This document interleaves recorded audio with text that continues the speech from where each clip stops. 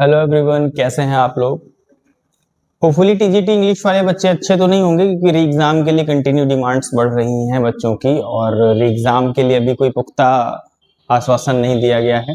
हालांकि आश्वासन दिया जा रहा है कि चेक किया जाएगा, दिखाया जाएगा। पेपर सेटर जो भी थे, पेपर वालों को भेज दिया गया है, जो भी ऑब्जेक्शन 37 क्वेश्चन पे है, और वो लोग चेक करेंगे।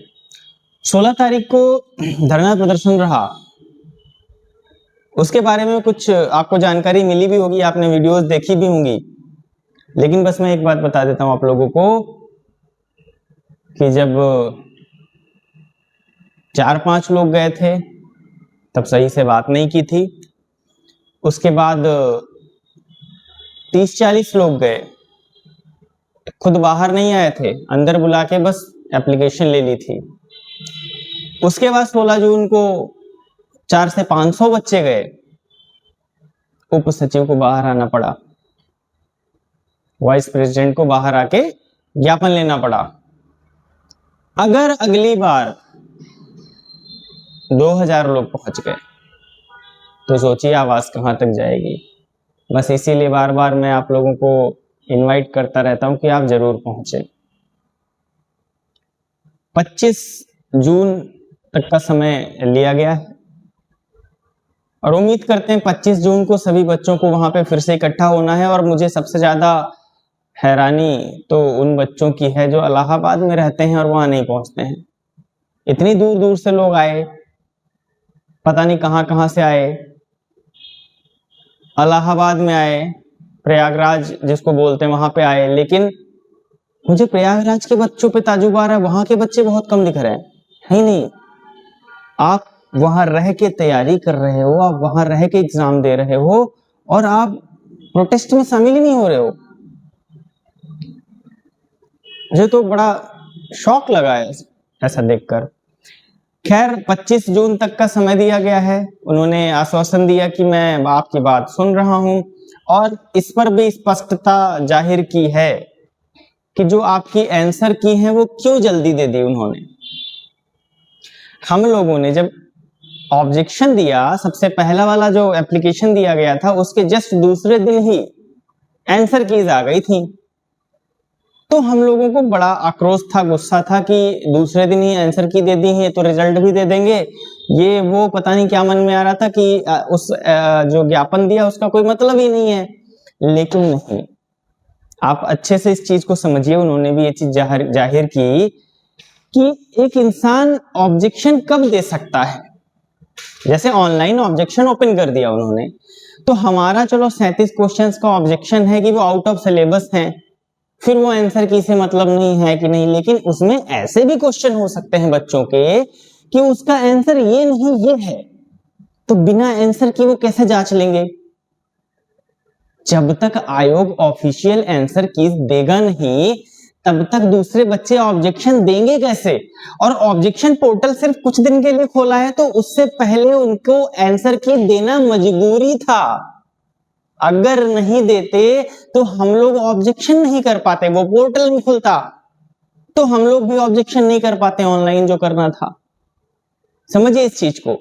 इसलिए आयोग ने आंसर कीज तुरंत रिलीज कर दी, और इस चीज का भी आश्वासन दिया है पूरी तरीके से कि जब तक ये मामला सॉल्व नहीं हो जाता तब तक रिजल्ट आपका नहीं आएगा। उसके लिए बिल्कुल आप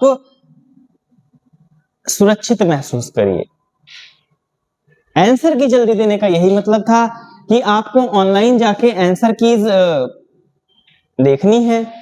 37 क्वेश्चन, चलो वो अलग पार्ट रख दो उसको। मान लो किसी और क्वेश्चन में आपको कोई प्रॉब्लम है, मान लेते हैं कोई क्वेश्चन है जिसमें आपको प्रॉब्लम है, ठीक है, हालांकि एक ही मार्क चल रहा है। मान लो अच्छा कोई क्वेश्चन ऐसा है जिसमें आपने कहा ऑप्शन बी होना चाहिए और आंसर की में ऑप्शन सी दे रखा है, तब आप आंसर की ऑफिशियल है उसी को चेक करके ही तो आगे ऑब्जेक्शन दे सकते हैं ना। तो कहने का मतलब यही था कि जो आंसर की आई है वो भी जरूरी थी, वरना वो ऑनलाइन पोर्टल ही नहीं खुलता जिसपे आप ऑब्जेक्शन करके आए हो, आउट ऑफ सिलेबस वाला लगा के आए, वो खुलता नहीं, तो वहां ऑनलाइन हो ही नहीं पाता कुछ। इसलिए आंसर की जल्दी आई थी, इसका गलत मतलब में हम लोग लेके जा रहे थे कि, लेकिन उसके बाद भी मैं आज का जो मेन टारगेट है बताने का वो ये है, जल्दी क्या करना है बच्चों को, जल्दी ये करना है कि 25 तारीख को, जब 25 तारीख तक का समय लिया उन्होंने, तो 25 तारीख को अपना फाइनल डिसीजन बताएंगे कि या तो आउट ऑफ सिलेबस है तो क्या करना है, एग्जाम करना है, कैसे क्या करना है, और अगर वो देते हैं कि नहीं है ये तो सब सिलेबस का है, उसको प्रूफ करेंगे। उसके बाद में अगर आयोग ने ये प्रूफ कर दिया कि सब सही था, फिर रिजल्ट में देरी नहीं करेंगे, 2-4 दिन में वो दे देंगे, मतलब आपको समय नहीं मिलेगा फिर। तो आप सीट बांध लो, सीट बेल्ट बिल्कुल कस लो कि 25 डेडलाइन है, उसके बाद हमें वहां पे 2000 की संख्या में, 3000 की संख्या में पहुंचना है, अपना प्रोटेस्ट जारी करना है। क्योंकि उन्होंने खुद कहा, जो वाइस प्रेसिडेंट वहां पे आए हुए थे उन्होंने खुद कहा, उप सचिव थे शायद वो, उन्होंने खुद कहा कि अभी प्रोटेस्ट का कोई मतलब नहीं बनता है, क्योंकि प्रोटेस्ट तो तब होता है जब हम आपकी बात ना माने। अगर हम आपकी बात नहीं मानेंगे तब आप विरोध करोगे, दैट इज ओके, लेकिन अभी तो मैंने ज्ञापन लिया है आप लोगों का, और उस पर भी कहा है कि हाँ हम लोग इसका देखेंगे और जो उचित निर्णय होगा लेंगे, अगर वो गलत लगता है तो आपके फेवर में आएगा। तो जब आपके फेवर में नहीं जाए तब आप प्रोटेस्ट करिए। तो हम लोगों का भी यही था कि हम 400-500 ये लोग आए हैं, प्रोटेस्ट करने नहीं आए, हम लोग ऑफलाइन अपना ज्ञापन देने आए हैं, वो ज्ञापन लीजिए आप। हम भी प्रोटेस्ट नहीं कर रहे अभी, लेकिन एक बार देख लीजिए, अभी ज्ञापन देने 500 आए हैं, तो फिर प्रोटेस्ट में 5000 भी हो सकते हैं, क्योंकि अपीयर हुए हैं 8000 बच्चे से ज्यादा, ठीक है, इससे ज्यादा अपीयर हुए हैं, तो आधे तो जा ही सकते हैं, 4000 तो इकट्ठे ही हो सकते हैं, हम कहें वो भी छोड़ दो, 2000 तो इकट्ठे ही हो सकते हैं वहां पे।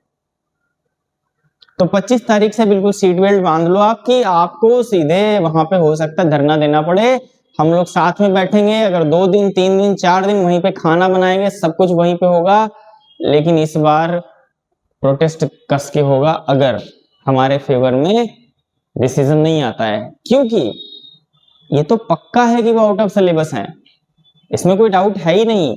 और अगर उसको गलत प्रूफ करके वो देते हैं कि सिलेबस में है ये, तो फिर पक्का विरोध होगा, उसका प्रोटेस्ट होगा और बहुत अच्छे लेवल तक होगा।